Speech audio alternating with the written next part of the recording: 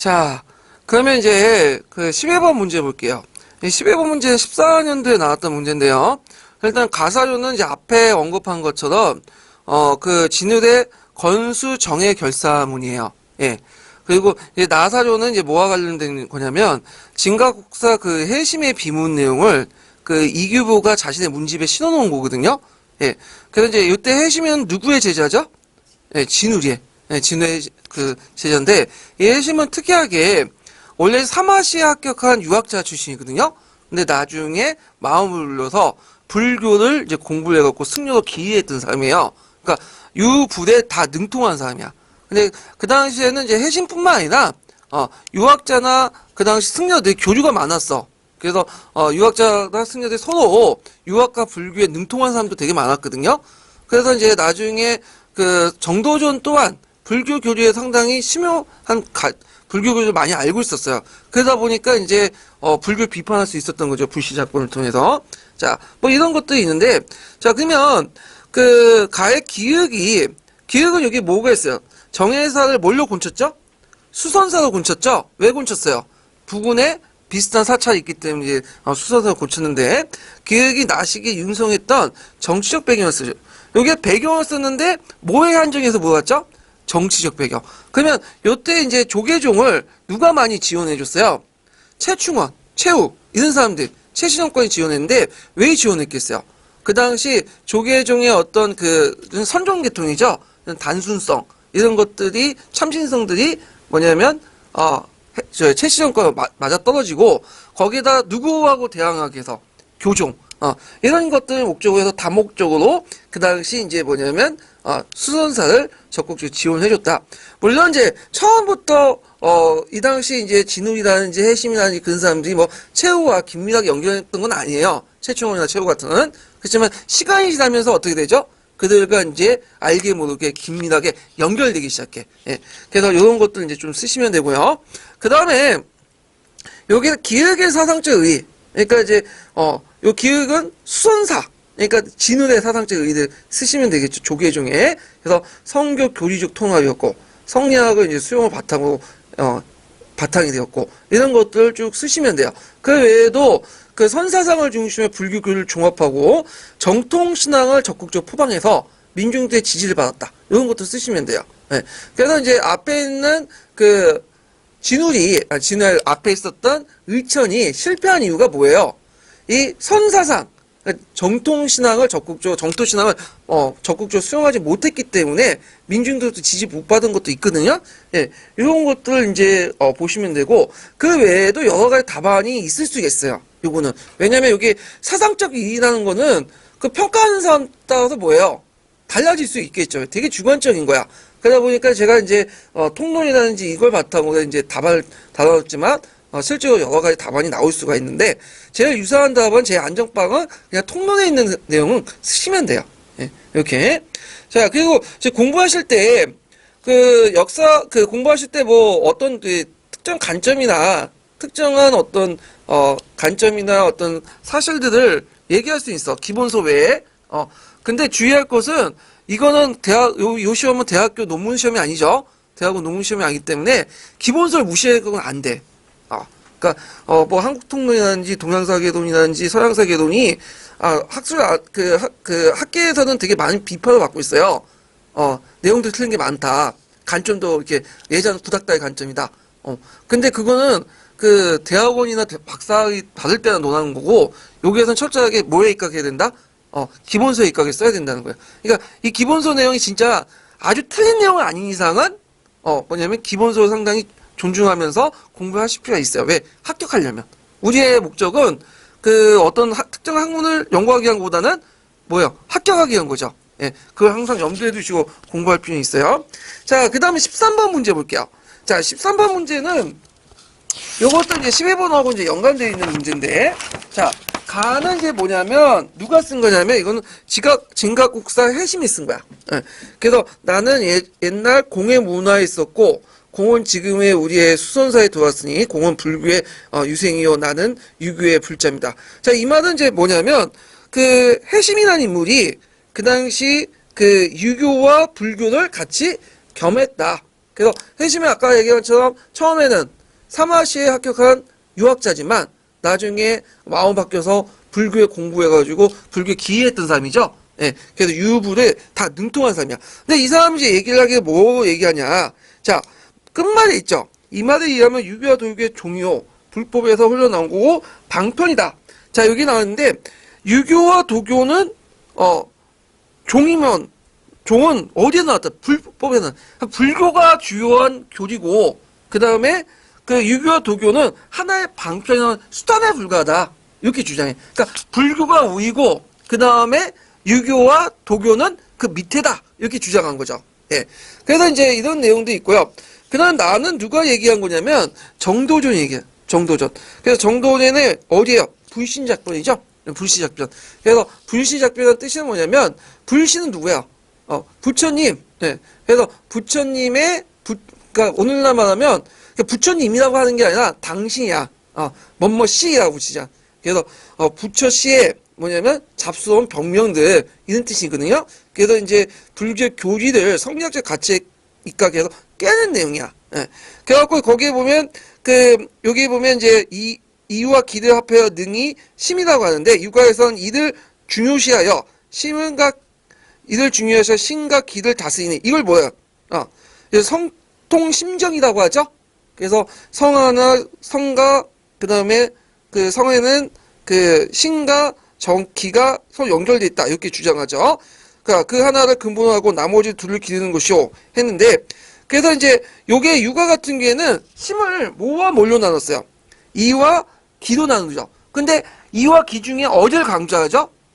이를 기르는 거고, 예, 이를 강조하죠.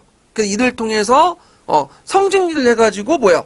자기의 어떤 본연의 성을 나타나는 거죠. 수양을 하면서. 예, 이런 것들 하는데 여기에서 이에 입각해갖고 누굴 까는 거야? 노씨와 석씨를 까는 거야. 이때 노씨는 누구를 의미한 거죠? 도가. 그날 석씨는 불교 얘기한 거죠. 그래서 노씨는 이와 기 중에 뭐만 강조해요?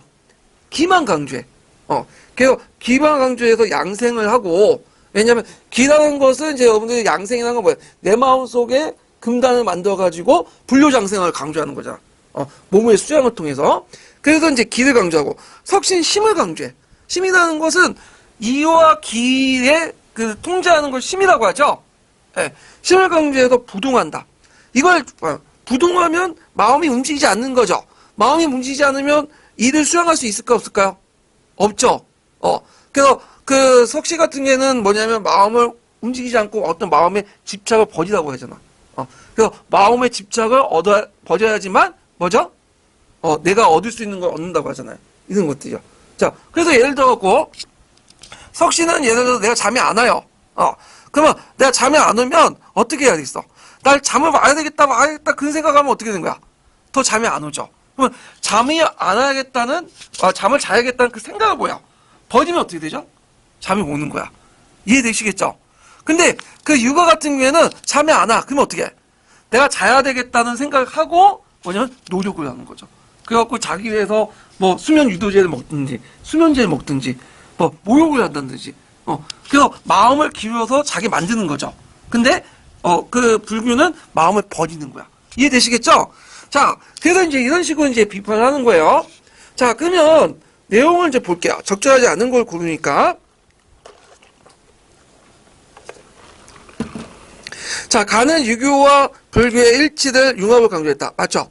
그래서 이 사람의 진울에 이은 그 해심은 유불일체설 주장했잖아요. 그래가지고 이거 있고 이걸 2번을 보면 가는 글쓴이 최신무신 정권과 긴밀한 유대 관계를 맺었죠. 그래서 요거는 이제 앞에 있는 문제들과 연결될 수 있고요.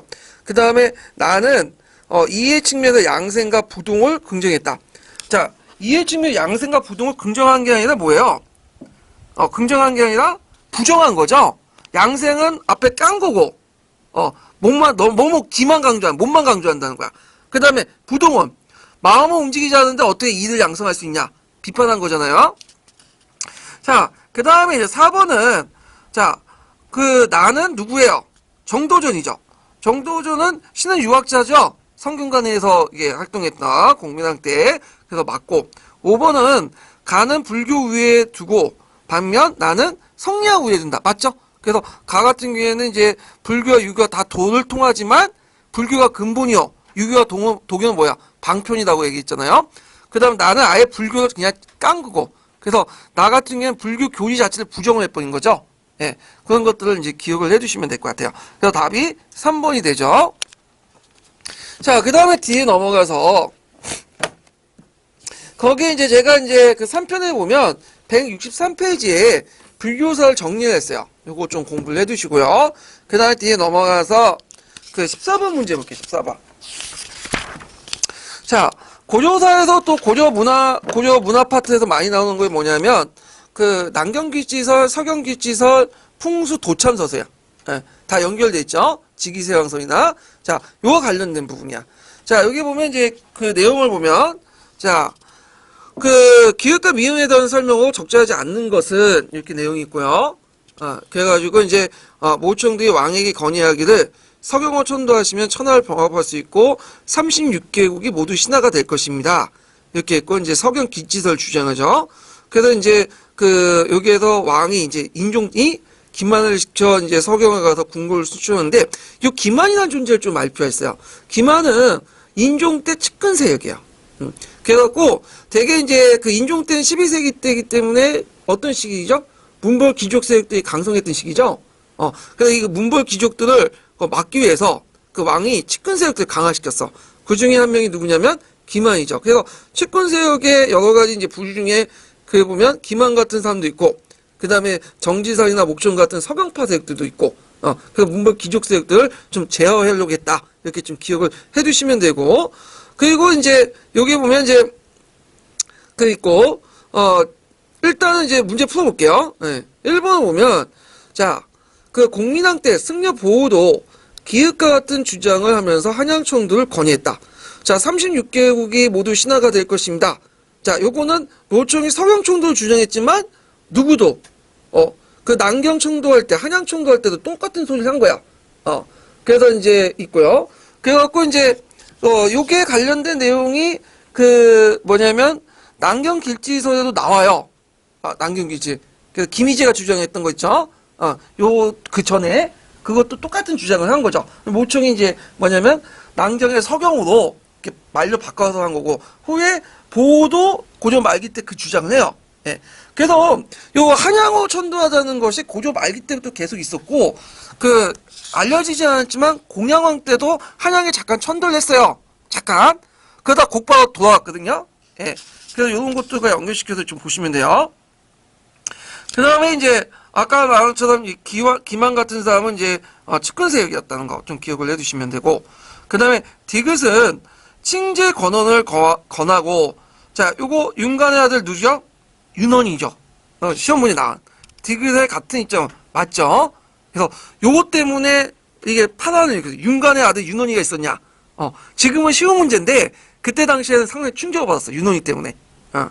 그래갖고 윤원이가 예전에 말한 것처럼 누구와 좀 가깝죠? 서경파와 가깝죠? 이 사람은 이제 윤간의 아들이니까 파평윤씨 집안이니까 개경 쪽의 사람인데 개경파인데 좀 개경파하고 좀 다른 사람이야. 오늘날 강남 좌파 정도. 근데 정지산이나 모총과 좀 생각이 다른 게 있어요.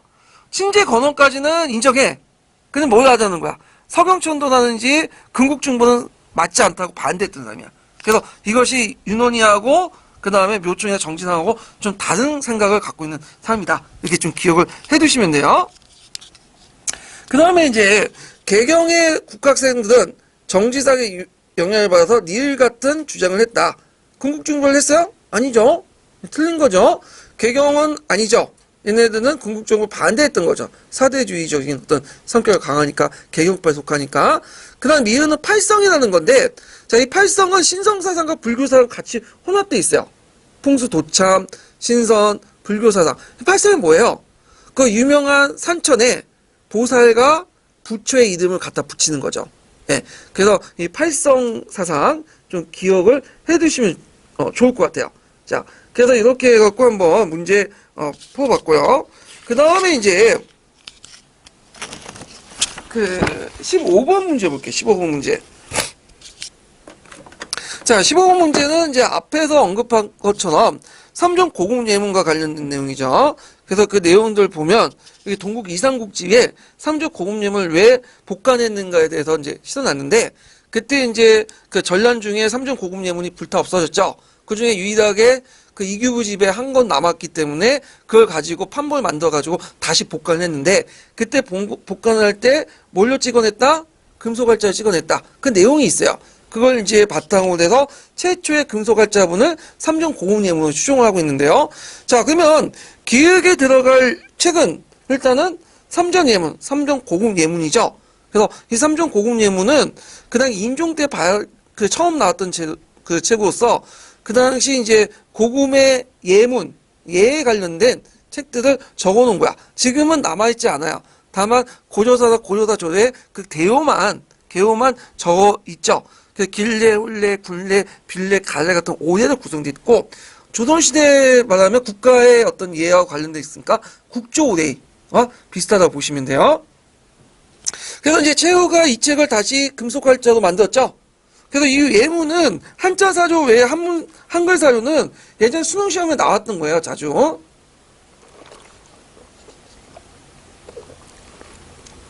자, 15번에 2번.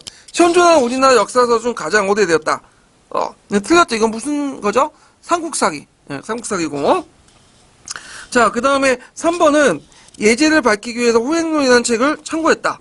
자, 호행론은 1346년 충무왕 때 건준한 사람이 저수한 책이야. 그래서 조선 초기 때 간행한 서적이거든요. 그러니까 시기적으로 올 때 삼종 고급 예문보다는 시기적으로 뭐예요? 늦죠. 그렇기 때문에 호행론으로 참조했다는 건 맞지가 않아요, 시기상. 그 다음에 4번을 보면 그 이규보가 이제 중국과의 외교 실패의 사례를 모아 편찬했다. 동국 이상국지는 이규보의 문집이지만 이거는 삼종 고급 예문은 이규보가 편찬한 건 아니에요. 예, 그러니까 이규보가 거기에 실어놓은 거는 자기가 그 책을 가지고 있기 때문에 그 책을 꺼내가지고 그 뭐냐면 다시 복원했다. 그러니까 일종의 좀 자랑거리로 해가지고 이렇게 적어놓은 거야. 예, 그래서 이제 있고 굳이 이제 그 뭐냐면 이규보의 저술한 책들 좀 한번 살펴보면 동국 이상국집에 안에 뭐가 있어? 동명왕평, 국성생정, 청강사자 현부전, 백운거사전인가? 이런 것도 있죠. 예. 그리고 근데 만약에 예전 다음에 이제 문제 나올 때 그 동명왕평을 나왔는데 동국 이상국집 쓰면 맞겠어, 틀리겠어요? 틀리겠죠, 당연히. 왜냐하면 동명왕평 문제가 나왔는데 그걸 1차 사수하는데 그 명칭을 동국 이상국집에 쓰면 이거는 틀리고 명확히 뭘 써야 되겠어요? 동명왕평을 써야 되겠죠. 예, 무슨 말인지 아시겠죠? 그러니까 좁은 범위를 쓰는 거야. 동국 이상국집은 큰 범위를 쓰는 게 아니라. 자, 뭐 이런 것들 이제 있고, 뭐 중국과 외교 실패사를 모은 책은 없어요, 이 책에서. 자, 그 다음에 5번을 보면 백성의 성리학적 생활 가능성을 정착시켜 편찬한 거다. 삼종 고급 예문이 도입한 시기는 성리학이 그렇게 뭐냐면 도입한 시기는 아니죠. 14세기가 아니라. 그래서 이제 삼종 고급 예문은 국조 5대와 마찬가지로 왕실 중심 예제만 정리하는 거야. 이건 조선시대 때 뭐와 관련된 내용이죠? 상강익실도나 주자간에 뭐 이런 내용도 관련된 거야. 요거는. 그래서 이건 틀린 거고, 답이 1번이다. 이렇게 좀 기억을 해 두시면 돼요. 자, 그 다음에 뒤에 넘어가서 이제 16번 문제 볼게요. 16번. 자, 16번 문제는 이제 뭐냐면, 고조자기와 관련돼요. 고조자기. 그래서 이제 도자기의 뛰어난 점, 고조자기의 뛰어난 점을 저술한 건데, 기록한 건데, 요거는 어디에 적혀 있냐면 서궁의 고요도경이라는 책에 적혀 있어요. 고요도경. 네. 그 책 이름 예전에 또 시험 문제 나왔죠. 그래서 이 서궁이라는 사람은 12세기 때 송나라 사신으로 왔던 사람이죠. 그래서 고조에 와서 한 달 동안 머물렀던 사람인데, 그때 이제 보고 들은 것들을 기록을 했어. 그래서 이제 그 선화봉사 고요도경이라는 책을 만들었죠. 그래서 이거 줄여서 고요도경이라고 하는데, 원래 이 도경이란 말에서 있듯이, 원래는 뭐야? 그림이 있고, 그 밑에 뭐예요? 관련된 해설이 있는 거야. 텍스트가 있는 거야. 근데 이제 나중에 원본은 소실되고, 도경 자체 그림은 없어지고, 후에 뭐만 남아있냐면, 텍스트만 남은 거야. 근데 이게 상당히 사료적 가치가 높아. 왜 가치가 높냐? 그 당시 당대의 그 보고들은 직접 사조야. 1차 사조야. 후에 이제 고조사나 고조사 저요 같은 사료들은 1차 사조가 아니죠. 후에 만든 뭐예요?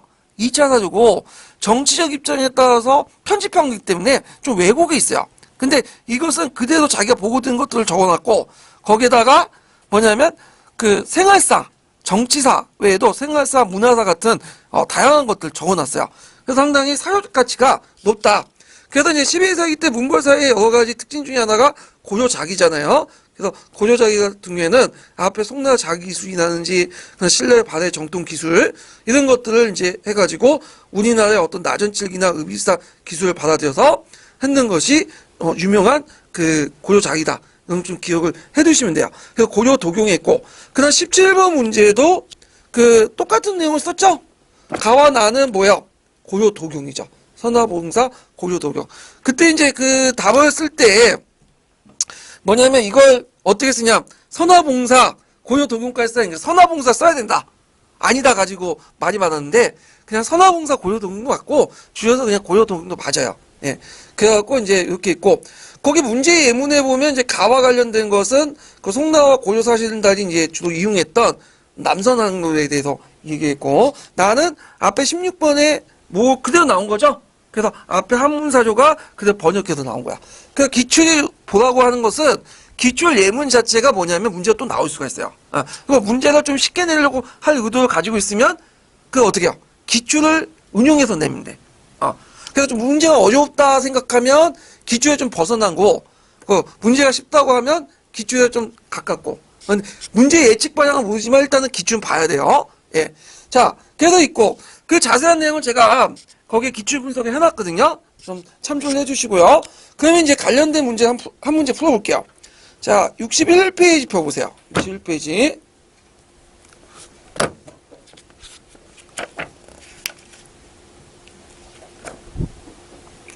61페이지보다는 66페이지 펴보세요. 너무 내용이 많네.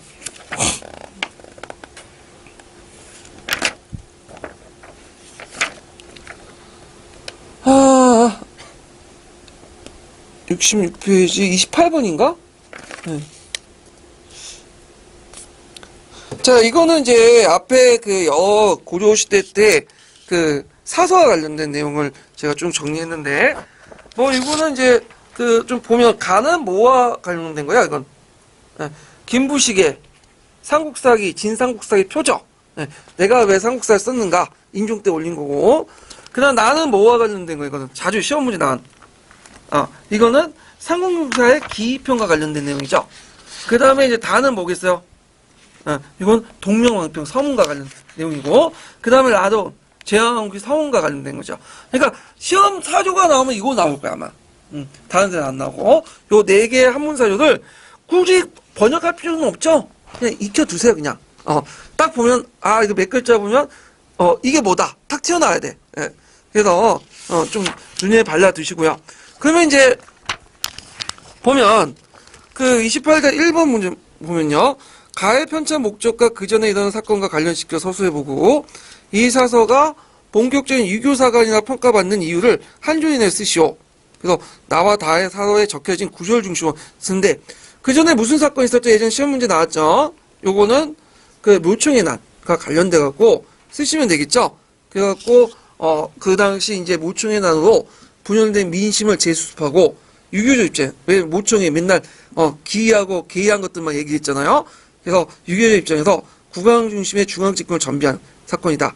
이렇게 이제 사건의 내용들을 이제 관련돼 갖고 쓰시면 되고, 그 다음에 이제 이유는 개혁 분원난신을 내세워서 신비주의를 배격하고 유교적 합리주의. 요때 신비주의는 항상 뭘 염두에 둔 거죠? 앞에 있는 모청의 난. 그래서 그 앞에 김희재가 주장한 뭐 서경길지선, 남경길지선이니, 그 다음에 모청이 주장한 서경길지선이, 그런 것들 염두에 둔 거예요. 자, 그 다음에 나와 다를 편찬 배경을 그 당시 시대적 상황과 고려해서 20자 인을 쓰고, 다의 사조를 서술할 때 참조한 1차사의 특징을 역사 계승식 측면에서 한류에 쓰시오. 자, 시대적 상황을 어떻게 써야겠어요? 무신정변의 사회적 혼란, 몽골 진화의 위기 속에 민족적 자존심을 바탕으로 정통문화에 대한 올바른 이해.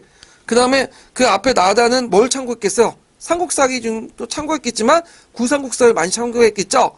그래서 이제 구삼국사기는 단군조선, 고조에 있는 단군 계승식, 고구려 계승식. 그래서 고려 같은 경우에는 초창기 때는 그 고구려 계승의식이 강했는데, 육두품이 지배한 성종 이후부터는 어떤 게 신라 계승이 있다가 다시 무신정변 이후에는 고구려 계승의식, 이렇게 이제 연결돼요. 자, 그 다음에 3번 같은 게 보면 가다의 동명화폐 서술 방식의 차이점을 두 조인의 서술해보고 다사조를 제작한 무역의 인사행정에 담당했던 기구의 변천 과정을 300자 이내 쓰시오. 이렇게 했는데 서술 방식의 차이점은 삼국사기는 유교적 합리주의에 입각해서 구삼국사기에 있는 동명화의 개정난시 부분을 삭제한 방면에 동명화표는 유교적 신선성에 입각해서 구삼국사기에 있는 개정난시 부분을 그대로 실어놨죠. 자, 그 다음 기구의 변천 과정은 이제 뭐와 관련된 인사인정이니까 최후 정권과 연결돼서 정방과 관련된 내용을 쓰시면 되겠죠. 자, 그 다음 4번은 이제 보면, 자, 요게 나에 관련된 사료 내용이다. 그래서 이제 있는데, 이건 문제 풀지 않고 각자 보시는데, 여기에서 이제 보면 당군 기원에 관련된 내용이 있어요. 그러니까 상국유사에 나왔다고 했죠. BC 2333년은. 근데 이건 잘못된 거고, 예전에 설명한 것처럼 BC 2333년은 어디에 나왔냐는 통감에 있는 내용이에요. 예. 그래서 삼국사기 같은, 유사 같은 경우에는 그 간지가 잘못됐다. 그 정도 나왔고, 그냥 제왕기에서는 어떻게 나왔죠? 당군기전 3600년. 이것도 역사 사실은 아니죠? 그래서 그만큼 다복하고, 유구하다는 걸 뜻하는 거죠. 그런 것들을 이제 좀 보시면 될 것 같아요. 그래서 요런 내용들 좀 기억을 해 두시면 되고. 자, 그러면 이제 다음 걸 넘어가죠. 예, 근세. 조선시대로 넘어갈게요. 자, 조선시대 때 이제 태조하고 태종 때 시험 문제에 많이 나오는 게 뭐냐면 정도전이죠. 정도전의 업적이나 행정개혁, 군사개혁 이런 것들이 좀 시험 문제 많이 나. 그래서 조선 때 이제 그 여러 가지 무물창제를 만든 사람은 정도전이라는 사람이에요. 상당히 뛰어난 사람인데. 자, 그러면 한번 풀어볼게요. 조선 정치사 부분.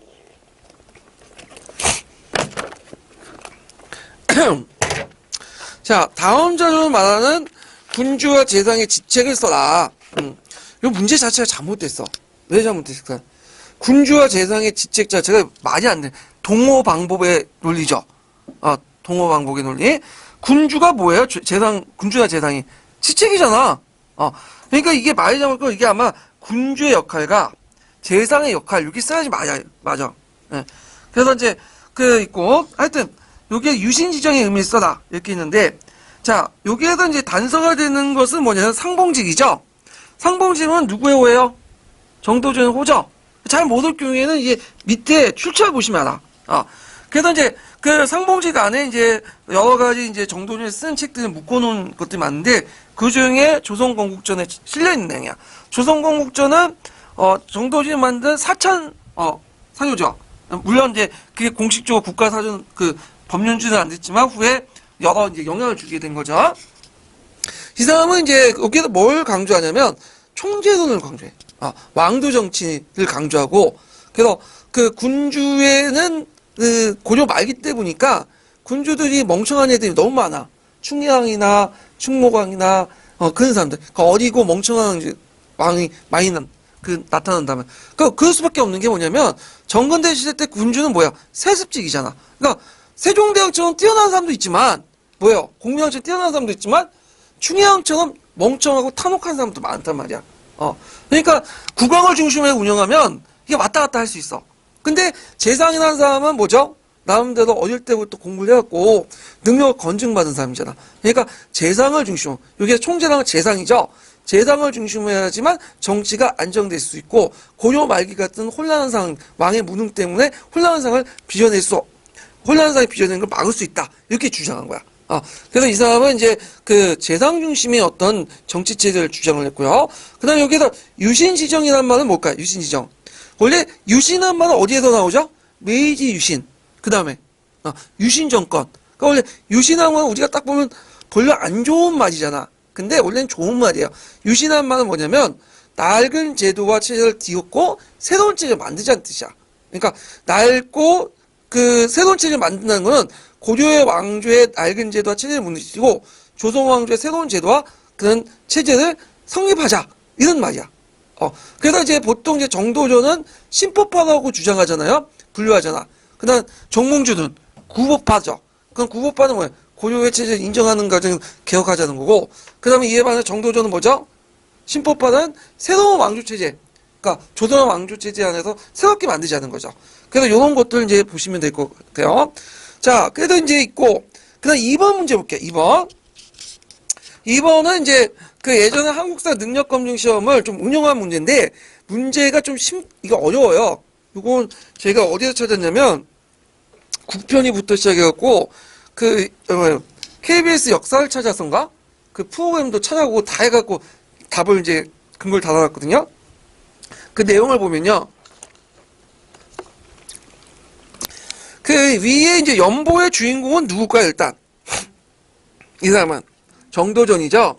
예, 이 사람은 정도전은 이제 그 경상도 봉화 지역의 향리 집안 출신으로 했는데, 이 항리는 그 당시 이제 조선시대에 달리 상당히 좀 끝발있는 가문이었어. 고려시대 때는.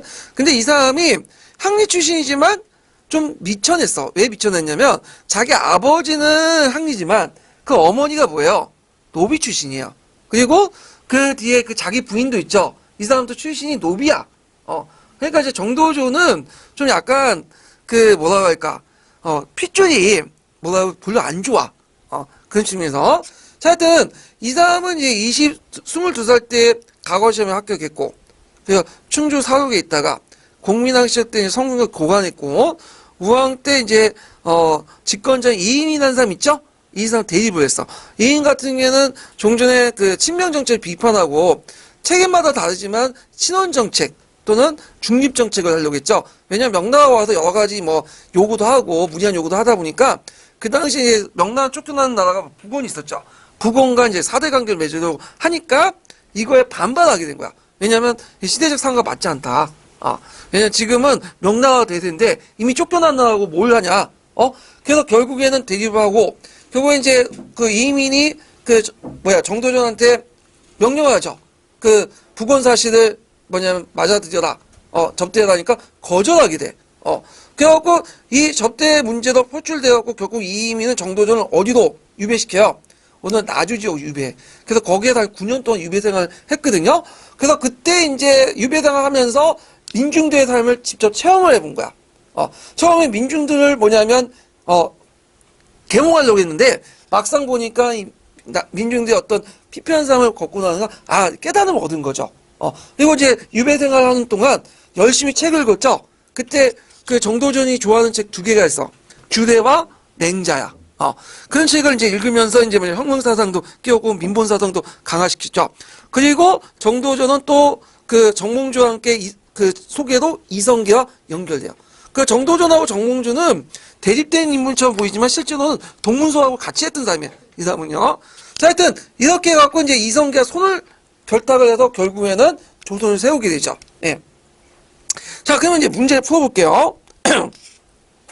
자, 1389년 전제개혁을 했다.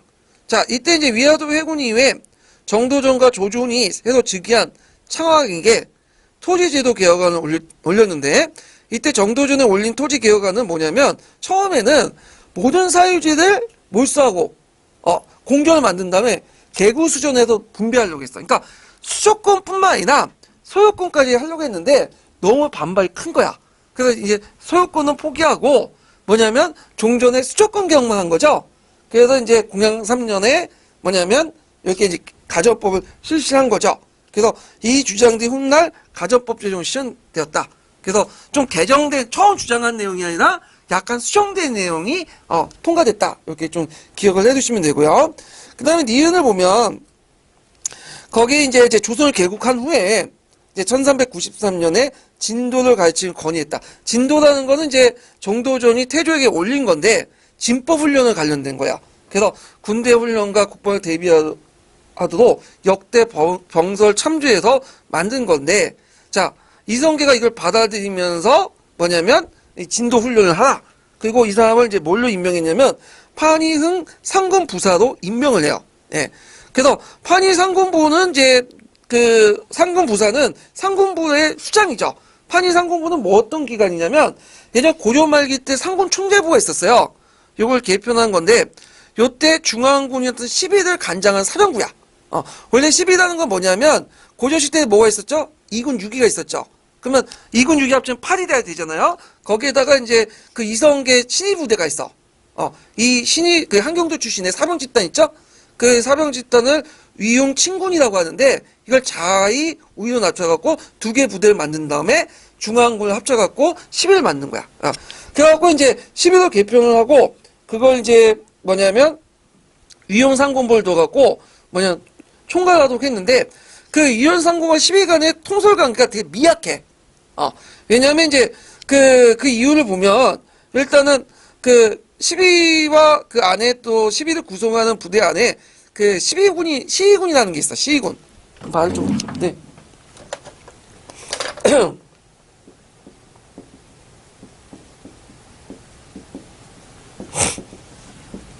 제 위용상군부라는 걸 만들어 가지고 중앙군을 통솔하려고 했어요. 근데 이제 여기에 12가 있고 거기에 시위군이라는 군대가 있었거든요.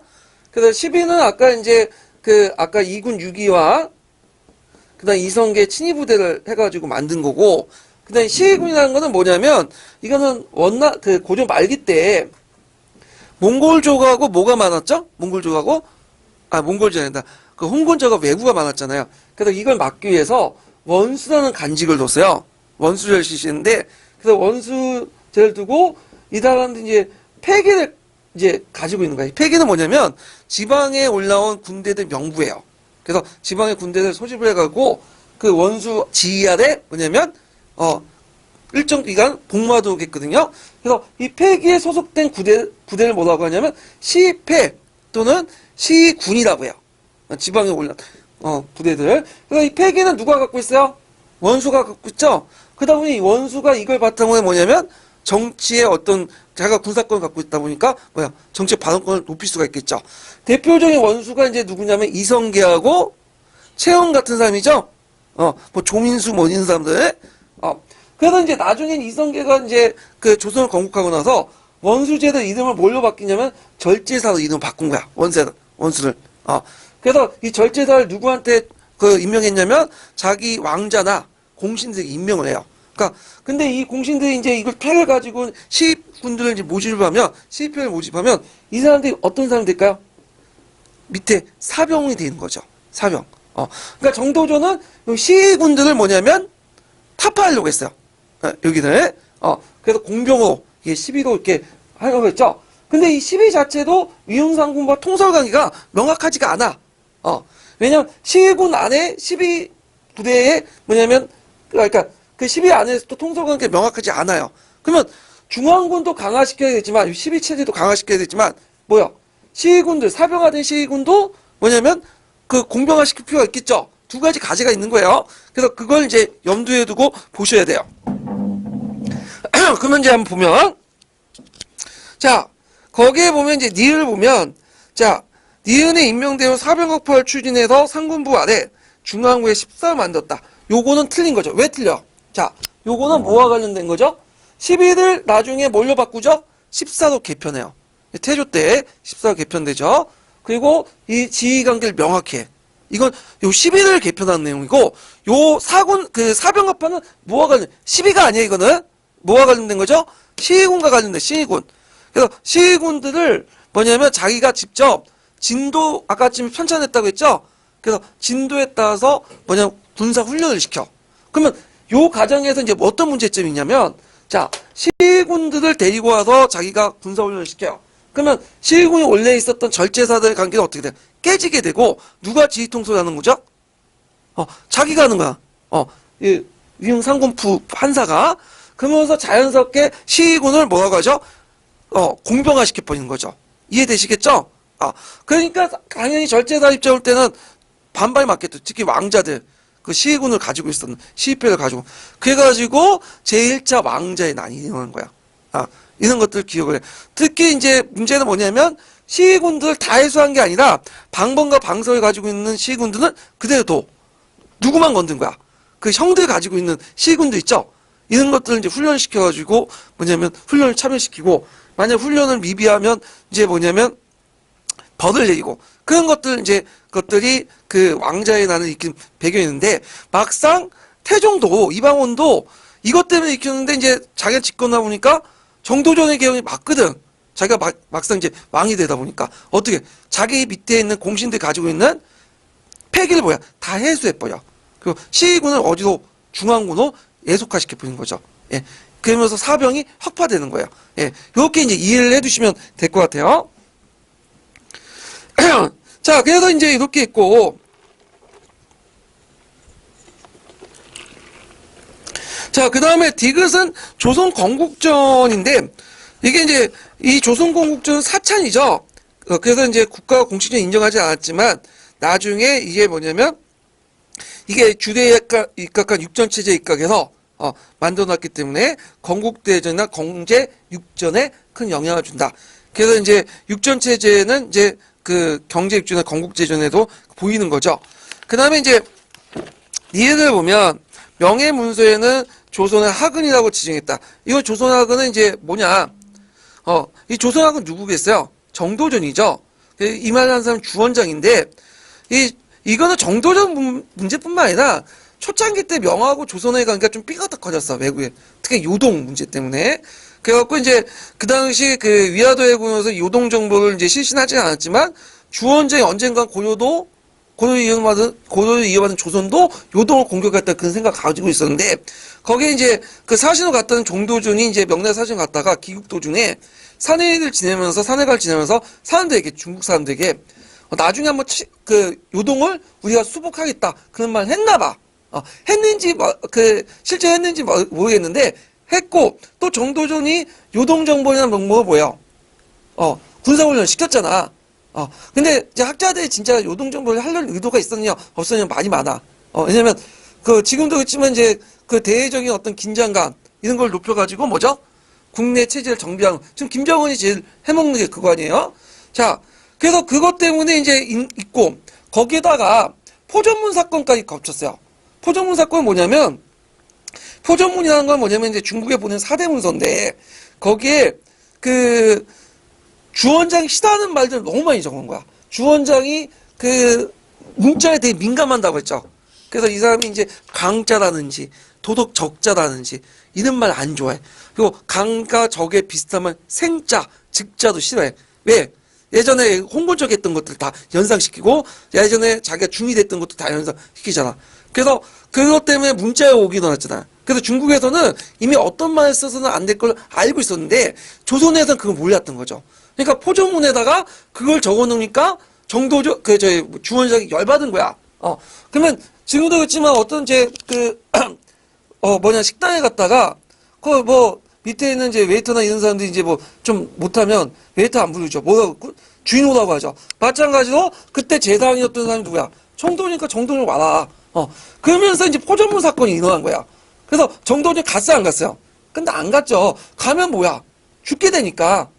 그래서 그것 때문에 이제 여러 가지 조선 초기 때의 어떤 갈등이 있었다. 그래서 주원장이 책봉을 안 해줬죠, 이 사람한테. 그래갖고 금인이나 인수도 안 줬어. 예.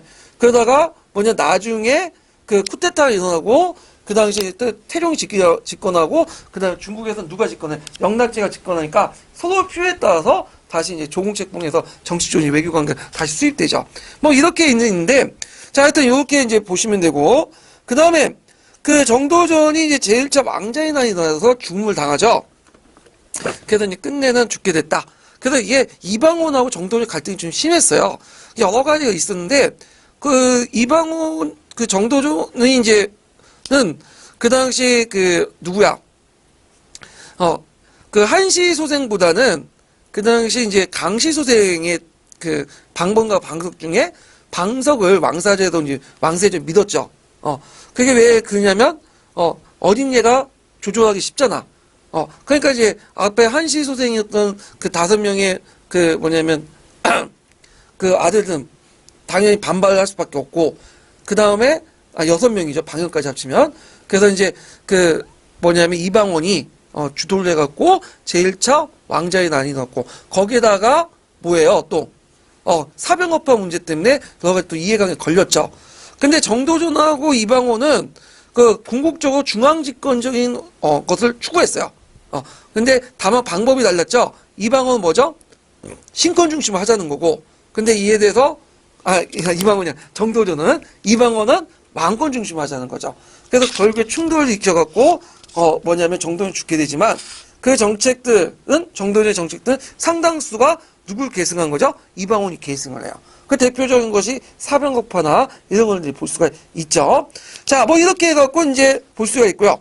그 다음에 그 밑에 이제 171페이지 보면 조선 초기 때 태조 때부터 해서 태종 때까지의 그 정체가 한번 정리를 해봤는데, 요때 이제 정종 때 정치는 거의 누구에 의해서 좌우됐다고 보면 돼? 태종에 의해서 좌우됐다고 보시면 되겠죠. 자, 그러면 뒤에 넘어가서 이제 3번을 볼게요. 세조와 관련된 거 보죠.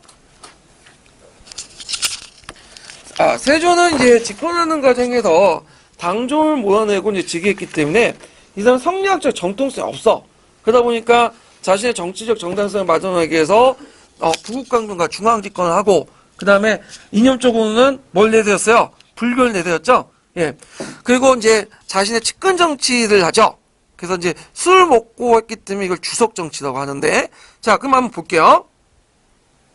자, 일본은 직전법을 실시할 관리대 경제를 악화시켰죠. 그 다음에 집현전을 폐쇄하고 경영을 중지했고요. 예. 왜냐하면 자신의 권한을 억압하기 때문에, 약간씩 왕권을 억압하기 때문에 그런 거고. 그래서 3번 이시에난을 진압하고 유황소를 철폐했고, 이시에난은 그 당시 세조 때 일어난 나인데 뭐 때문에 했어요? 세조의 중앙집권화 강화, 토관제도 철폐, 그 다음에 또 호패법 실시, 이런 것들이 복합적으로 일어났어요. 그래서 이제 그 근거지가 됐던 유황소가 철폐됐죠.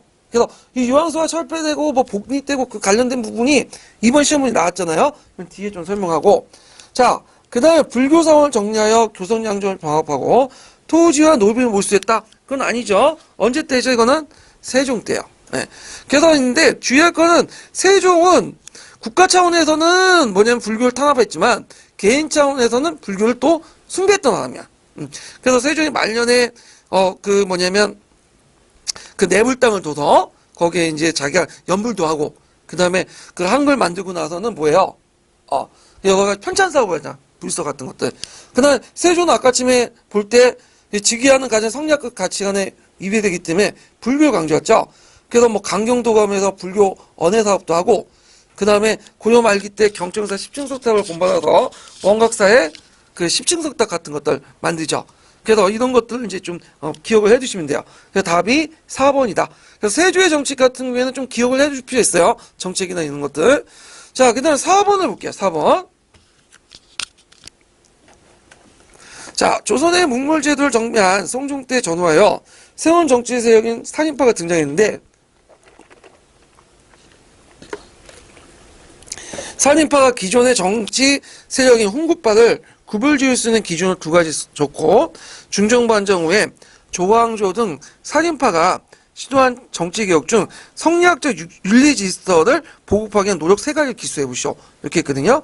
일단은 기준은 제가 173페이지 보면 산인파 홍구파의 차이를 이제 제가 교과서나 통론에 입각해서 적어놨어요. 그래서 이제 정치, 경제, 학풍, 사상 이렇게 쓰시면 되는데, 그 특강에 보면 이제 그 전향 산인파가 있거든요. 그러니까 산인파, 홍구파를 보니까 그 가게가 되게 구별된 게 아니라 비슷한 가게들이 많단 말이야. 예전 홍구파로 분류된 사람 중에 산인파도 나오고 했기 때문에 가게를 중심으로 보면 안 된다. 그래서 그 사람의 어떤 사상적인 측면을 보고 해야 된다. 그래서 홍구파였다 산인파가 될 수 있는 사람도 있고, 산인파였다가 홍구파가 되는 사람. 그러니까 가치관과 사상을 가지고 얘기해야 된다는 견해가 있어요. 근데 이거는 그냥 하나의 설이고, 그냥 한국사 그 구특강에 있는 내용이고요. 여러분들 만약 이런 문제 나오면 어떻게 기준을 써야 되겠어요? 한국사 통론이나 교과서의 기준을 가지고 쓰시면 되고요. 요 표를 보고 쓰시면 돼요. 근데 이런 문제는 안 나올 것 같아요. 너무 유치해. 나와도 거의 대부분 맞히잖아요. 예. 자, 그 다음에 중종 때 개혁정치에 관련된 내용이죠. 조광조의 개혁정치. 그 개혁정치의 내용 중에 다 싸운 게 아니라 뭐에 관련돼서 성리학적 가치관을 정비하는 관련돼서 쓰라고 했죠. 그 중에 이제 좀 들면 유교윤리에 유의된 도교나 민간신앙을 배격하고요. 그래서 국조부터 이제 유지됐던 소격설 폐지하고 한약을 보급하고 그다음에 소학교육을 보급하고 이런 것들 쭉 쓰시면 돼요. 특히 한약보급과 관련된 내용은 시험 문제에 또 나왔죠. 예. 그래서 이런 것들 연기시켜서 보시면 되고요. 자, 그 다음 5번을 볼게요. 5번. 자, 5번은 이제 다음 설명하고 있는 정치 세력에 추진됐던 정책만을 보기에도 고른 것은 이거는 이제 3세 언간제의 주로 포진해서 자신의 위에 공론을 포봉하고 연성군의 학정을 비판하면서 군주도 수신해야 된다. 그래서 이제 이걸 강조했던 그 정치 세력은 누굴까요? 조광조와 그 일파들, 기묘사님들이죠. 그래서 기묘사님들의 정책을 쓰시면 돼, 개혁정치를. 여기 이제 보면 일단 첫 번째 소격서를 폐지했죠? 그래갖고 이제 소격서도 원래 소격서는 뭐 하는 곳이냐면 원래 도교와 관련된 거거든요. 그러니까 산신에 제사 지내고 그런 건데 그 궁궐 안에 그 모퉁이에 그 소격서를 뒀어요. 주로 이제 궁정에 있는 그 부인들이 여자들이 와갖고 소원 빌면서 하는 건데 그건 그냥 갈래적으로 놔뒀는데 그걸 없애자고 주장한 거야. 처음에 중종도 그냥 내버려둬라 했더니 와가지고 아니옵니다 하면서 계속 징징대니까 교대애들이 지금 징징대잖아. 그러니까 어쩔 수 없이 폐지된 거죠. 예, 이런 거가 있고 그 다음에 또 이제 경영을 강화했죠. 왜냐하면 중종은 원래부터 왕이 되고자 하는 사람이 아니에요. 이 사람은 원래 진성대군이잖아요. 연산군의 이제 이복 동생이죠. 예, 그래서 떠밀려서 왕이 됐던 사람이야. 이 사람은 떠밀려서 어쩔 수 없이. 그러니까 왕에 대한 교육이 제대로 못 받았죠. 거기다 또 앞에 연산군이 개판 쳐놨잖아. 그러니까 왕도 수신해야 된다. 그럼 수신의 좋은 방법이 뭐겠어요? 경영이죠. 그래서 맨날 경영해. 그래서 처음엔 중종도 경영을 좋아했는데 나중에 오면 경영 보면 뭐 잔소리해야 되고 막 명령하고 막 야단치고 하니까 점점 실증을 내기 시작한 거지. 자, 그 다음에 이제 니은을 내수사 장리. 내수사 장리 같은 게 뭐야? 내수사는 뭐 하는 기관이죠? 왕시대 재산을 관리하는 기구야. 원래 왕이나 왕씨는 그 재산을 가져서는 안 돼요. 근데 이제 관례적으로 이게 갖게 되고, 그래서 세조 때 이제 내수사라는 간직을 만들어가지고, 요게 이제, 왕실 재산을 관리했는데, 요게 뭘 준 거야? 장리는 뭐죠? 고디대를 한 거야, 고디대. 그래서 이게 여러 가지 문제가 생겼어. 그래서 이것을 폐지하자. 그런 것들이 있고요. 그 다음에 이제 마지막으로 이제 틀린 게 뭐야? 이조전량의 자천제죠. 자, 이조전량 자천제는 이제 그 영조의 정책과 관련된 거죠. 이건 틀린 거죠. 이조전량이 자기 후임자를 청구하는 건데 이게 이조전량이라는 것이 이제 주로 하위직 관료도 우품 이하의 관료들 인사권을 실적 갖고 있잖아요. 그러다 보니까 이제 중요한 요직이고 그러다 보니까 자천제를 이용해서 자기 당파의 사람들 또 계속 하니까 이걸 이제 타파하기 위해서 영조 때 타파시켰어. 물론 숙종 때의 견해도 있지만 영조 때라고 이제 보시면 돼요. 그래갖고 이제 이런 것들, 그러니까 정리가 좀 이렇게 조선 후기 때니까 틀리죠. 그래서 답이 기흥, 니은, 니을. 그럼 여기에서 이제 공부해 두실 것은 조광조의 개혁 정치 부분은 꼭 공부해 두시고 가야 된다. 이렇게 좀 기억을 해 두시면 돼요. 자, 그 다음 6번을 볼게요. 6번.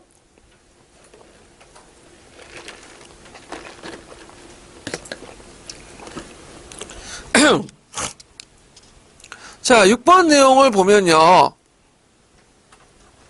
다음 사료에서 가와 나에 나타난 분당의 인식 차이를 쓰고 가에서 나로 분당의 인식이 변화하게 된 요인을 당시 정치사의 전개 과정과 관련해 두 가지만 서술하시오. 이렇게 했는데 자, 여기에서 이제 가는 어떤 내용이냐? 자, 여기 보면 이제 정교하기를 상공육공 역시 그 잘못이 말하지 않아 점차 분당을 이루어 군주로 하여금 위에서 고집하게 되니 이와 같은 위를 능면하는 풍승, 능상이죠.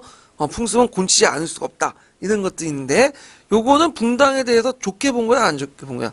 안 좋게 본 거죠. 예. 그래 나는 이제 진실로 군자라면 당이 있는 것을 염려하는 것이 아니라 오히려 당이 적게 되는 걸 염려하고 나 역시 주위의 말을 본받아서 이의와 성호의 당에 들어갈 것을 바란다. 이건 누가 말한 거예요? 이거는 선조가 말한 거야. 그래서 선조와 주자가 이제 말하기를 뭐라고 얘기하냐면 인군 이당설이라고 주장했거든. 군주 또한 어디에 들어가야 된다? 뭐냐면 당에 속해야 된다. 군자가 만든 분당에 들어가야 된다. 근데 이 말은 이제 이성호당은 이제 들어간 것은 서인이죠. 누굴 견제하기 위해서 말한 거지? 그거는 동인을 견제하기 위해서 얘기한 거야. 예. 그럼 여기에서 볼 때는 그 밑바닥에는 상당히 분당에 대해서 좋게 생각하는 걸 깔려 있는 거죠. 그러니까 가는 상당히 부정적인데 나는 뭐야? 긍정적이야. 그럼 조선 중기까지, 그러니까 이제 조선 초기까지는 분당에 상당히 부정적인 관점이 많아요. 그 대표적인 게 이제 중종 때까지만 해도 김효사님이 이제 죽은 이유가 뭐야? 표면적으로 죽은 이유가. 수청당한 이유가. 붕당을 만들어서 왕권을 능멸한다는 때문에 그 처형당했거든요. 예. 주총의왕이라는 그거 때문에 그게 아니에요. 그거는 역사 사실 아니죠.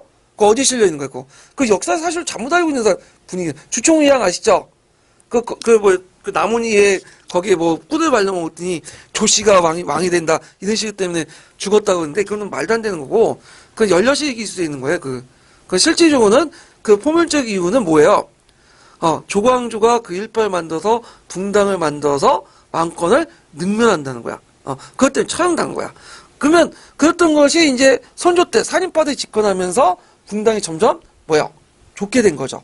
그래서 성리학적 가치가 맞는 거야, 그게. 붕당론이. 송나라도 마찬가지죠. 중국도 처음에 당나라까지는 붕당을 나쁘게 봤다가 그 당시 이제 송학이 유행하면서 뭐냐면 공치주의 입각에서 송나라 들어오면서 어떻게 붕당이 긍정적 인식이 바뀌었잖아요. 마찬가지 조선 때 한당융합적인 어떤 인식이 남아있었기 때문에 붕당에 대해서 별로 안 좋게 봤다가 완전히 순수한 성리학자인 산인들이 집권하면서 어떻게 해요? 붕당이 좋게 보기 시작한 거죠. 그 인식 변화 이런 것들 이제 연결시켜서 보시면 돼요. 그러면 이제 이때 요인이 뭐냐? 자, 사회에도 불구하고 서원과 한약을 바탕으로 항초의 기반을 구축한 사림들이 선조 때 실권을 장악했고 그 다음에 여기 사림들이 등용하면서 저 삼사나 이런 걸 통해서 공룡정치를 형성했기 때문에 그래서 사림의 등장 배경들 있죠? 이런 거와 연계시켜서 쓰시면 될 것 같아요. 예.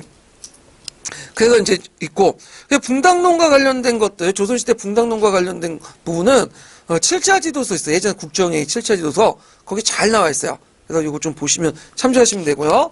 자, 그 다음에 7번을 볼게요. 7번. 자, 7번 문제를 보면요. 그 다음은 그 조선의 정치상을 비판한 어느 시학자의 글이다. 빈칸 가와 나에 들어갈 용어를 쓰고 한글 표기도 가능. 이거 한자로 써가 있으면 다 틀렸을 것 같아요. 제 생각에서. 예. 까닭을 방지하기 위해서 그 이제 배려인 것 같은데, 자, 다의 가정에서 가장 먼저 집권하는 세력이 정치 권력을 장악한 배경 및 이후 실권한 배경을 대외관계와 관련지어 각각 두 주인에 쓰시오. 이렇게 했는데, 자, 여기에서 보면 이제 그 내용을 보면 우리나라 중세로부터 탐욕스러운 사람들이 관리가 되어 정권을 마음대로 장악했는데, 뭐가 있죠? 가는? 사하죠. 네, 사하. 그래서 무갑자사가 있고 기묘울사사가 있잖아요. 사하가 있고 그러고 나서 이제 어진 사람들이 많이 죽었다. 그 다음에 아직 붕당이라 부르지 않고 있다. 이렇게 있죠. 붕당 쓰시면 돼요. 붕당이 처음 생긴 건 언제 때부터죠? 이거는 선조 때부터야. 사림 안에서 이제 뭐냐면 그 훈구파를 몰아내고 집권하면서 살인파에 대해서 또 그 안에서 이해관계가 생기면서 서인, 남인 이런 식으로 분당이 생긴 거잖아요. 예. 그래서 이제 이런 것도 있고, 그래서 원래는 둘이 나누어 넷이 되고 또 나누어 여덟이 되었다. 자, 뒤에 잠깐 보세요. 179페이지에 보면, 자, 여기 보면 분당이 이제 이조전랑지를 둘러싸고 동인과 서인이 나눠지죠. 그 다음에 동인 안에서도 그 세조체법 문제나 건저희 문제죠. 그 다음에 정철 처벌 문제 가지고 또 북인 남이 나누고 그 북인 안에서도 소북 대북이 나눠지고 이렇게 있죠. 그러면 이때 이제 보면 그 여기에는 이제 그 다의 가정에서 처음 집권한 세력이야. 집권한 세력. 물론 그 선조 때도 뭐 동인선이 왔다 갔다 하지만 그 엄밀히 말하면 이제 완벽하게 이제 그 정권을 장악했던 그 시기가 어느 시기죠? 대북이죠. 대북. 그래서 이제 대북인데 자, 대북이 정권을 장악할 수 있었던 배경이 뭐예요? 일단, 예? 임진할 때 강해군을 도와서 의병장 활동을 했죠. 특히 강해군이 이제 분주 활동을 했잖아요. 그래서 분주 활동에 많이 도와줬던 세력들이 북인, 특히 대북 계통의 사람이죠. 그래서 이 사람들이 이제 강해군이 집권하면서 같이 이제 집권 세력을 들어오고 있는데, 문제는 이 대북이 그 사림 안에서도 다수파가 아니야. 누구죠? 소수파죠. 근데 이제 같은 그 남인이라든지 서인 같은 다수파들 탄압을 하니까 이들이 서인 중심으로 이제 뭐가 일어난 거야? 인조반정이 일어난 거잖아. 그때 명분이 내건 게 두 가지죠. 하나가 뭐야? 폐모살제. 또 하나는 그 당시 강해군의 중립정책 이런 것들인데 그래서 명가 호금사의 중립적 몰락을 냈다 이렇게 쓰시면 되는데 제 개인적인 생각으로는 대북이 몰락한 거는 그 강해군 중립정책 쓰는 게 좀 안 맞는 것도 있어요. 왜냐면 대북은 강해군의 중립정책에 대해서 비판했어요. 이거는 예, 대북 집권 세력이었지만 강해군하고 항상 일치했던 건 아니거든요. 그래서 그때 말년에 가보면 강해군이 완전 고립이 됐는데 그건 뭐냐면 그 중립정책 때문에요. 예, 대북도 반대하고 그 반대파인 서인과 남인도 다 반대했는데 자기 혼자만 중립정책 유지했거든. 그래서 정치적으로 뭐냐면 좀 고립된 상황이었다. 그렇지만 뭐 이거는 좀 상황적으로 대북과 관련된 거니까 맞다고 치고 그냥 넘어가는 거야 지금. 자, 그래서 이렇게 해서 이제 좀 보고요. 그 다음에 뒤에 넘어가서 8번 볼게요. 8번.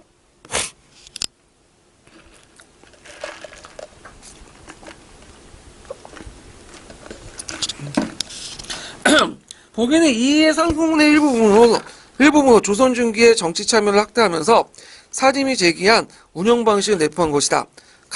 안에 들어갈 것은 뭐냐? 요거는 원문 사조에 뭐가 돼 있냐면 요거는 공론이죠. 예, 공론을 강조했어. 그래서 그 사림들은 뭘 강조해요? 공치주의를 강조하죠.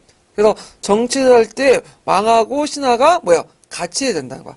그러니까 종전의 한당 유학은 누구만이 주체예요? 청인사무소에 입각해서 왕만이 정치적 주체잖아요. 근데 이제 송나라 때 들어오면서 신하도 같이 정치해야 된다. 그러면서 분당도 이제 긍정적인 인식되기 시작하는데 이때 공론이다. 근데 주의할 건 공론이라는 것은 지금처럼 많은 사람들이 모여가지고 여론이 형성된 것이 아니죠. 지금도 좀 있긴 있지만 지금도 심 있는 사람이 또 공론을 주재해야 되나. 그 당시도 마찬가지로 뭐예요? 심 있는 사람이 공론을 주재해. 정권을 누구겠어요? 사림들, 그러니까 백성들의 의견을 모아가지고 한 게 아니라 사림 안의 의견이 공론인가. 예. 그래서 공론 들어가시면 되고, 언론하는 것은 이제 신하와 백성들이 임금에게 자신의 의견을 전달하는 걸 언론이라고 하고, 언권이라는 것은 회의나 어떤 모임에 자신의 의견을 말할 수 있는 권리를 언권이라고 하고요.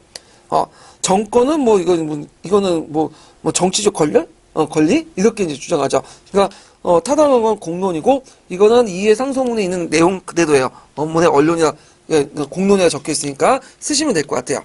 자, 그 다음에 뒤에 넘어가서, 강해군의 정책과 이제 관련된, 외단의 영향과 강해군의 정책과 관련된 내용이 있는데, 좀 볼게요. 자, 그 외단의 영향이 아닌 것은, 이렇게 했는데, 일본을 보면, 강해군과 북인 정권은 친명 배근 정책을 강화했다.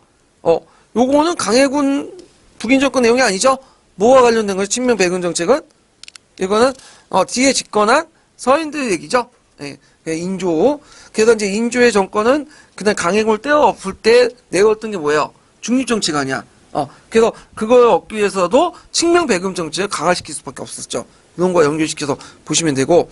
자, 그냥 틀렸고. 2번을 보면 오랜 전쟁으로 인구가 격감되고 농촌이 크게 황폐화됐죠. 전쟁 기간 동안 이제 그런 것도 있었고. 자, 일본에서는 정권이 바뀌었죠. 그래서 여러분도 알다시피 도요토미 히데요시 시대에 에도 막부가 등장했고, 그 다음에 조선과학자의 기술자들이 많이 납치돼서 문화가 크게 발달됐어요. 그래서 이제 대표적인 게 이제 도자기 기술 같은 거 있죠. 이런 것들이 이제 있고, 그래서 도자기 기술로 이제 해가지고 그 당시 일본이 임진한 이후에 아이따 도자기가 크게 유행했어. 김상평에서. 그리고 명청 교체기 때 그 당시 중국의 도자기가 정치 혼란 때문에 많이 안 팔렸죠. 그 틈을 노려가지고 이 아이따 도자기가 유럽에 수출이 돼. 그래서 이제 그 도자기 시장이 중국에서 어디 넘어간 거야? 일본 넘어가기 시작한 거죠. 예. 자, 그래서 있고, 그 다음에 이제 일본이 또 성리학을 또 받아들였죠. 이때 강한 같은 사람들 통해서 성리학을 받아들였고요. 그 다음에 이제 4번을 보면 토일장인가 호족이 거의 소실되었으며 조세의 용역의 징발과 신분의 구분이 곤란해졌다. 그렇죠? 그래갖고 그 당시 노비문서가 소각이 됐고 또 전쟁 중에 재정을 조달하는 방법 납속책을 이제 발행을 했죠. 상민들이나 서울들도 그 양반지를 얻을 수 있도록 신분제가 해야지는 거야. 그러니까 이제 안 되겠다 해가지고 전쟁이 끝난 다음에 성리학적 가치관을 강화시켜서 신분제를 다시 복구시키려고 했죠. 이런 것들 이제 보시면 돼요. 답이 1번이죠. 이런 것들 같이 보시면 되고. 자, 그 밑에 이제 180페이지 보면 저희가 이제 선조 강해군 때 정치 부분을 제가 정리를 해놨어요. 그래서 좀, 봐주시고요. 그 다음 10번 문제 볼게요. 10번. 임진왜란과 관련된 내용이죠. 자, 그 임진왜란에 이제 여러 이제 정쟁, 전투 관련된 내용들을 이제 보는데, 자, 일단은 그 문제 풀어보면요. 가와 마는 임진왜란의 상을 모사한 것이다. 자, 이에 대한 설명 옳지 않은 것은, 이렇게 보면, 자, 고니시 부대가 배수시를 치고 있는 배수시를 치고 있는 신림은 비장한 각오로 전투에 임하였다. 일본군이 단월역에 따라 길을 나누어 공격함으로 조총을 쏘아대자, 신림은 탄검대 전투죠. 신림은 적진을 돌파하고 했지만 실패하여 달천강에 투신했다. 자, 여기에 보면 신림의 조선의 군은 기병 중심의 전술을 구사했다.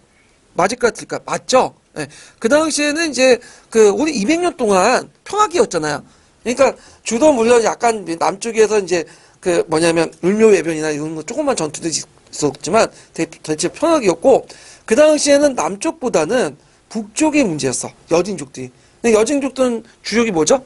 기병이죠. 그러면 이들과 대항해서 뭐야? 우리도 기병 중심의 어떤 전술 체계가 있었는데, 그걸 가지고 이제 신립이 하려고 하는가 문제가 생긴 거야. 일본은 이미 전국시대 때 기병에서 뭘 넘어가죠? 보병 중심으로, 조총부대 보병 중심으로 넘어가죠. 그래서 조총을 중심으로 기병을 깼단 말이에요. 대표적인 나가시나 전투죠. 그러니까 똑같은 경우를 이제 한 거죠.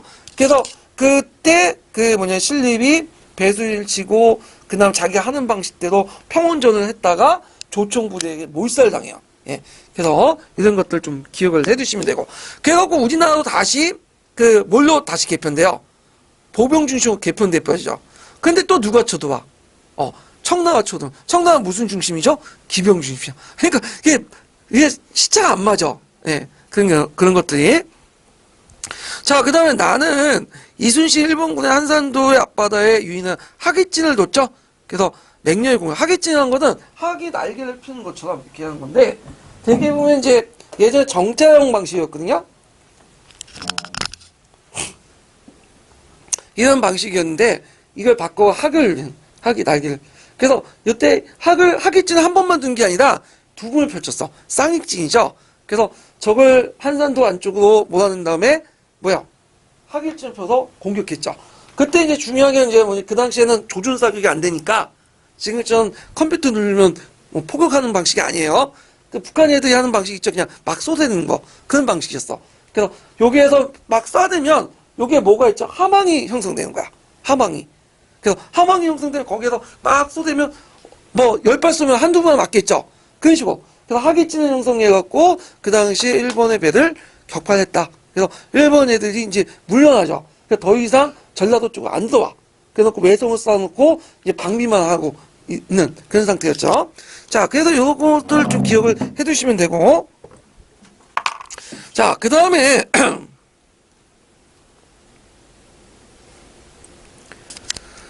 어디까지 난 거야? 4번을 보죠. 자, 진주성 강군민은 목사 김시민의 지휘 아래에 끓는 물을 붓거나 집에 불을 붙여 던지면서 끈질게 저항했다. 이런 중인데, 자, 여기 보면 다들 강군과 이병에 격렬히 저항했으나 버티지 못하고 성은 결국 항복했다. 틀리죠, 이건. 1차 진주성 전투고, 이건 뭐야? 2차 진주성 전투야. 2차 진주성 전투에서 그때는 김시민이 죽었으니까 해가지고 거기에 있는데, 그때 진주성을 점령하고 나서 그 유명한 누구야? 농계죠, 농계. 예. 그래가지고 이런 사람들이 끌어안고 죽었잖아요. 예. 그런 것도 있고요. 그래서 이거는 2차 진주성 전투를 얘기한 거고, 그 다음에 나는 그 건윤의 분대가 정해병 4천을 이끌고 행주상에 위에 진을 치고 있는데, 고니시 구루다가 이끄는 일본군의 공세가 시작되니까 건유는 강군과 위순군을 동료해 하차 진천래 총독을 투사들 분전했다. 그게 이긴 전투가 뭐죠? 행주 대첩이죠. 그 당시 왜군은 평양선 전투에서 패한 후에 잠깐 물러났다가 벽제관 전투에 크게 이겼죠. 그래서 좀 버텨보려고 했는데 뒤에 누가 있는 거야? 행주상성에 우리나라 조선 강군이 있다 보니까 병력 한 3배 정도 있거든. 한 2만 명 있고 공격해 들어와요. 근데 이때 그 유명한 행주 싸움 아시죠? 행주를 메고 싸웠다는데, 그거는 그만큼, 여자까지 동원할 만큼, 싸웠다는 걸 알고 있고, 실제 이겼던 건 뭐냐면, 다양한 하포들을 사용했기 때문이다. 그러니까 우리나라가 하향 무기가 없었던 게 아니에요. 오히려 일본보다도 하향 무기는 발달됐는데 개인 학위가 부족했던 거지. 근데 우리나라는 예전부터 하차라든지 비결 인천에 만들어지고 새로운 학위들이 만들어지면서 반격이 깼다. 그리고 나중에 조총도 뭐죠? 정유재단 때부터 사용되기 시작했죠. 그래서 항해를 통해서 조총 만드는 기술을 익혔잖아. 예. 자, 뭐 이런 것들을 이제 보시면 되고. 그래서 이것 때문에 이제 일본군들이 더 이상 안 되니까 안 되겠다 해서 물러난 거죠. 그래서 이제 그 경상도와 전라도 일대, 경상도 일대 외섬을 쌓고 물러나고 한 3, 4년 동안 뭐 했어요? 그쵸? 명나라하고 밀당을 한 거지. 그러다가 다시 벌어진 게 뭐냐면 정유재단이죠. 예. 이런 것들 지금 기억을 해주시면 되고. 자, 그다음 많은 선조는 이효성부터 기호신서를 받아서 일본군 방어하는데 상책의 말을 듣고 은밀히 그 병선을 구입하여 유성룡에 보였다. 자, 그 기호신서를 범법을 바탕으로 만든 것이 그 뭐냐면 원앙진을 바탕한 소고법이죠. 소고법. 예. 그래서 소고법에 의해서 군대를 조직을 했잖아요. 이 기호신서는 절강범법이라는데 주로 왜군과 격퇴하는데 사용했죠. 저 강남 지역은 이제 저 왜군도가 싸웠죠. 명나라 때. 그러다 보니까 이제 척계강이라는 사람이 그걸 이제 만들어가지고 왜군을 격퇴하는 범법을 만들었어요.